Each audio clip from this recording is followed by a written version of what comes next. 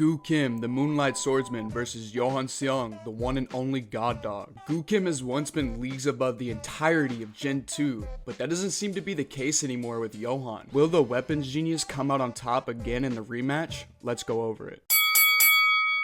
Let's talk about the different avenues each fighter may have over the other. Starting off with yours truly, Goo Kim. Though Goo Kim seems to have lost to Gun, Gun seems to state that he would have actually died to Goo Kim had it been his base form. In chapter 515, if we're going off the webtoon, this is what's stated. Quote, "Funny to think that you'd be the one to kill me. I was sure I died at the hands of Tom Lee or Jung-gu." End quote. Now what does Gun mean here? Gun seems to imply that he would actually die at the hands of Goo Kim, which backs up something that Gun admitted in chapter 513, that they would be capable of killing each other, showcasing that it is still narratively possible that Gun and Goo are still equals without the Yamazaki form. So if we go down this route, Goo is relative to Gun, who is over Johan. The next thing we're going to go over is the lethality. If we want to use the definition of lethal, able to cause or causing death. Now, you might be wondering, why is this important? Goo Kim is more lethal than Gun due to his blade work. When Goo uses a sword, or any weapon for that matter, he's capable of removing limbs or making really deep cuts. Some examples of this are the Basement Hulk fight, the UI Daniel fight where he slices the wall, and even using the chopsticks against Sinu Han. There's also a statement from Gun in the Black Bear gang fight in 310 that points out Goo Kim with a sword is a big threat. Gun says, and I quote, "Nope, sorry, the test is over. You shouldn't have given him the sword." End quote.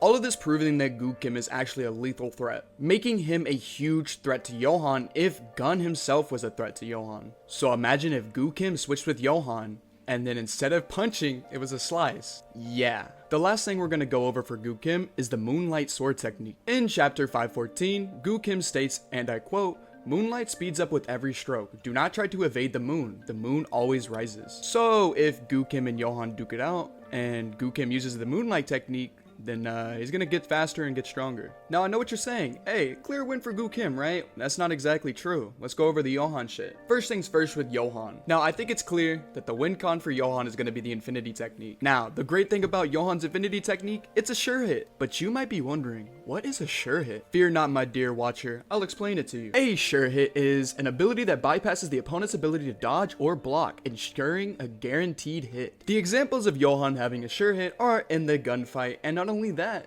but when he talks to Zach Lee. Zach Lee states, and I quote, "I swear I slapped his hand away," with the smack sound effect. Meaning that with these examples, no matter what, you're gonna get hit by Johan regardless. So if Johan starts out the fight with the infinity technique, he'll overpower Goo in his durability and then just eventually KO him. Next thing we can talk about is actually something that Johan has to his advantage, which is his talent. We've seen in the James Lee vs Sung Ji fight that talent can play a big role in how you beat your opponent. This is also evident in the Gun vs Johan fight where Gun almost lost to Johan's talent. In chapter 511, Gun concedes that Johan has overwhelming talent. Quote, "Still, I can't deny that your talent overwhelms all else." Meaning that Johan's talent is so strong that it overwhelms everything that Gun has seen. In chapter 301, Tom Lee backs up this statement, stating that he's never seen anybody with more talent than Gun or Goo. So if Gun believes that Johan's talent is overwhelming compared to everything else, he could eventually overwhelm Goo with this talent and catch the W. Now the last thing that goes into Johan's favor is the UI Daniel fight. So Gun states that Johan is number one repeatedly, but not only that, he compares him to UI Daniel. Goo Kim actively admits that he would have died to UI Daniel had the fight kept going. He says, and I quote, "You goddamn pig, you fat fuck, what took you so long? I almost got killed." Okay, some of that didn't actually happen. I just fucking hate Logan Lee, but that's par for the course. So Goo Kim not only admits he would have died to UI Daniel, he also admits that he had to take the fight seriously. And if Johan is compared to UI Daniel and actually gets stronger than this UI Daniel, then the possibility of him beating Goo is there. Now there are a lot of issues with this, like we don't know if Goo used two swords, we don't know if the UI Daniel that Gun's referring to is as strong as the one that fought Goo, yada yada yada, etc etc etc. But it is possible to scale this Johan over that UI Daniel, and if Goo admits he almost died to UI Daniel, it's possible that Johan would eventually kill Goo because Goo doesn't take fights seriously like that. He openly admits as such. Meaning that if Goo doesn't take the fight seriously at all, Johan could actually kill him. Now, if you guys want my personal opinion, I probably think Goo wins, but I'm gonna leave it up to you guys to fight it out in the comments. I think both sides have winning arguments, but I'm favoring Goo's side a little bit more. So yeah, that's my analysis of this fight. I'm probably gonna be ranking the Kings next, or I might be doing a breakdown of the Sung Ji versus James Lee fight. Whatever that may be